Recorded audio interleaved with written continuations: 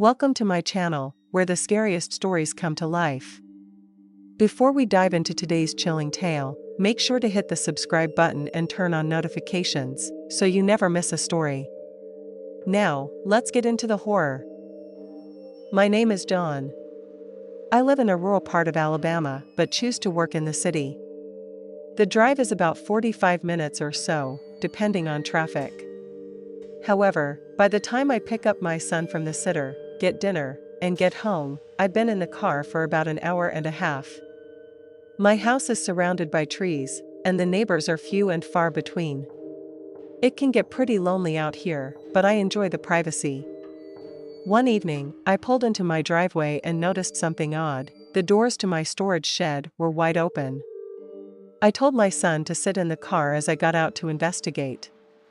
I didn't see anything missing and closed the doors back. I knew the wind hadn't blown them open because it had two latches that must be opened to get in. The next day, I looked around, and much to my dismay, 2 weed eaters and a few other garden tools were missing. I know I should have contacted the police, but I figured there wasn't much they could do at that point. Throughout the week, I had some time off and decided to tackle some yard work that needed to be done, including cutting down a medium-sized tree that had grown next to my house. Once I cut it down and moved everything out, I dragged the tree to the edge of my property, just inside the woods. I planned on cutting it up another day. Fast forward to the next Friday. I left work at 7 p.m., picked up my son, and we arrived home around 8:30 p.m. As I pulled into the driveway, my son and I noticed something lying across it. It looked as if a tree branch had fallen. But as I drove up to it, I thought to myself, there are no trees over my driveway. When I got closer, my heart sank. It was the tree I had cut down the other day. I had put it clear on the other side of my property until I could cut it up. I recognized the markings from my chainsaw. I didn't know what to do. My son and I sat there in silence for at least 5 minutes. I rolled the windows down just an inch to listen for anything. I didn't hear anything. Then I realized that to get to my house, I had to move the tree. I told my son I would get out, move it just enough for us to pass, and lock the doors. I told him if anything happened, he could use my phone to call the neighbor who lived closest. I darted out of the car and moved the tree slightly out of the way, then raced back. I was terrified, but luckily, my son was ready to unlock the doors for me to get back in.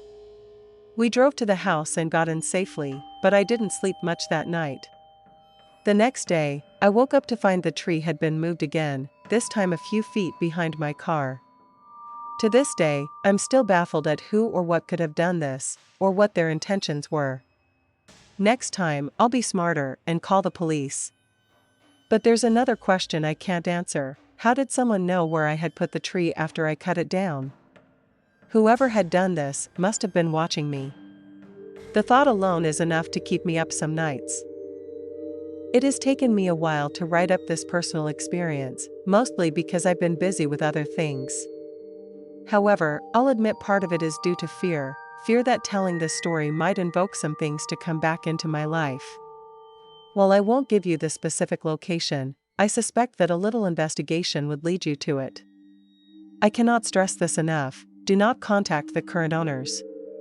Just don't *** from shortly before I was born until sometime in the mid-90s, around 92 or 93, my grandparents lived in a small town outside of Selma, Alabama. The town was well known for its antebellum mansions, one of which was my grandparents' home.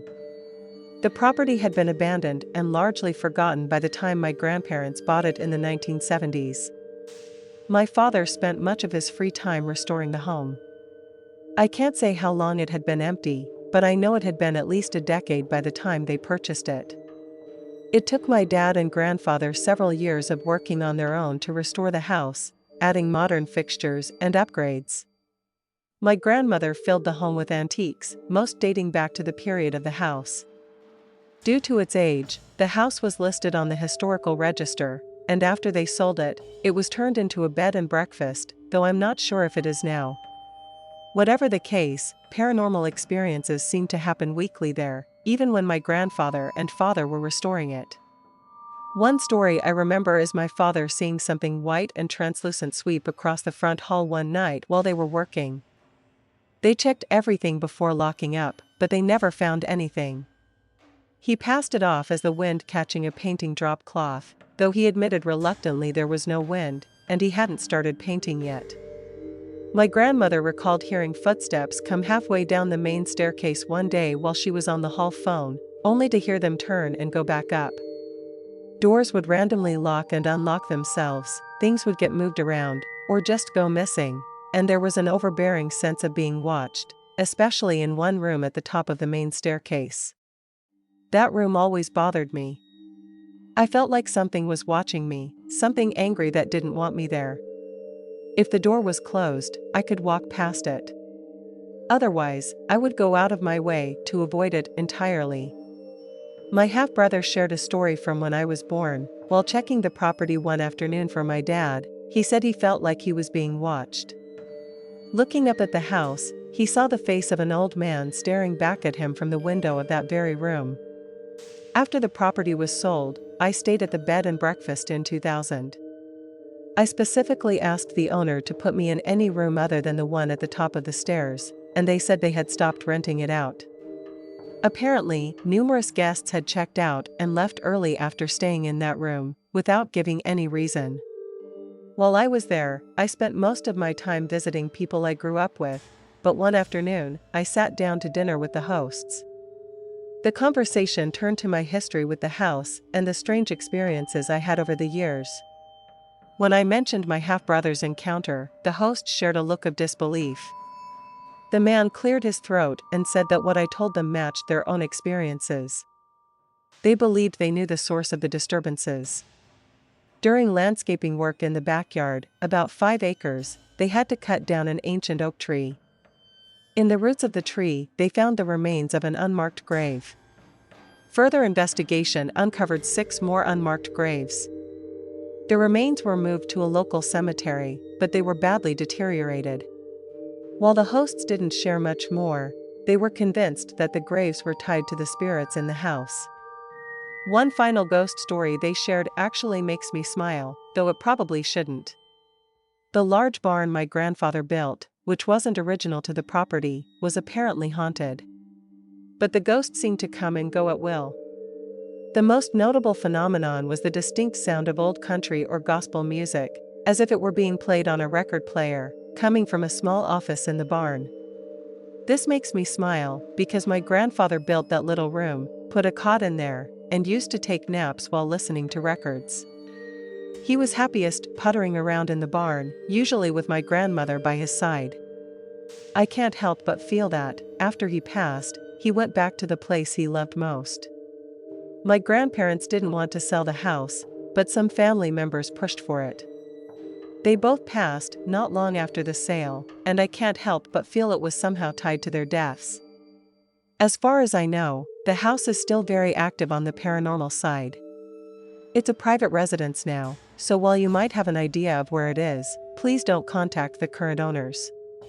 I haven't since 2000, and I don't know if it's still an Airbnb.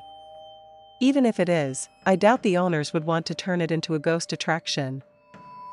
About 10 years ago, I was a heavy drug user living in a medium-sized city with a very high crime rate in Alabama. I was staying with some fellow users in a rundown city apartment in the ghetto, next to a halfway house. I'm not a big guy. I'm 5 feet 6 inches and weigh 140 pounds now, and back then, when this happened, I was barely breaking 100 pounds. Anyway, it was around 3 or 4 a.m. one night when I ran out of cigarettes. There was a 24-hour convenience store a couple of miles away from where we were staying, and I didn't have a ride at the time, so I figured I would just walk. I had gotten maybe a little over a quarter of a mile from the apartment when I heard a car creeping up behind me. I kept on walking, waiting for it to pass, but it just idled slowly behind me. As I mentioned earlier, I wasn't in a good life situation at the time, and I had either dope or paraphernalia on me, so I was paranoid that at any second I would see blue lights or hear a siren and get busted. Finally, my curiosity got the best of me. I glanced around and saw that it wasn't a cop, but an older model Oldsmobile Cutlass. Alarms started going off in my head, and I suddenly found myself wishing it were a cop. I started walking faster, and the car pulled up beside me. I looked over and saw the passenger side window was down, and there were two cracked out looking guys, probably in their late 30s or early 40s, just watching me.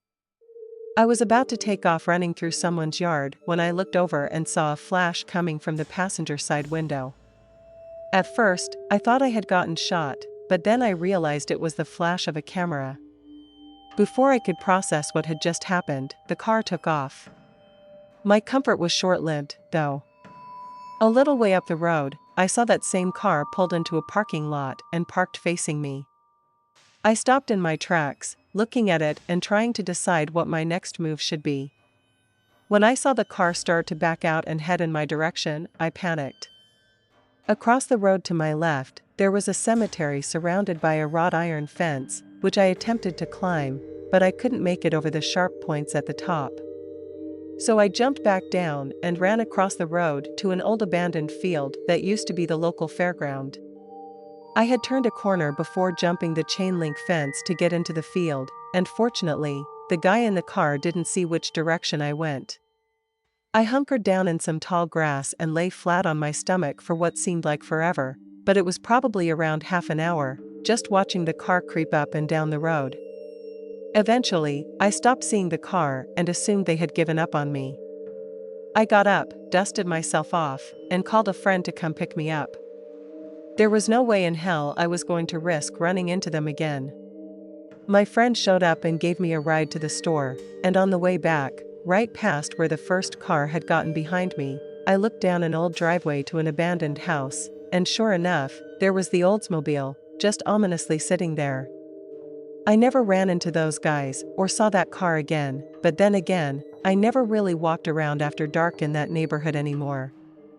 I've racked my brain trying to figure out what their intention was and why they took my picture, but I've never quite figured it out. If they hadn't looked so cracked out, I would have considered that they were just concerned citizens looking out for the neighborhood, since I too looked extremely cracked out. But they were way too menacing for that to be the case. And if they were concerned, why didn't they just call the cops? I'm also curious to see that photo, just as a reminder of how far down the gutter I was at the time, but not curious enough to see those guys again. Thanks for sticking around till the end. If you enjoyed the story, don't forget to give the video a like and leave a comment with your thoughts. And if you haven't already, hit that subscribe button and turn on notifications so you never miss a terrifying tale. See you in the next one.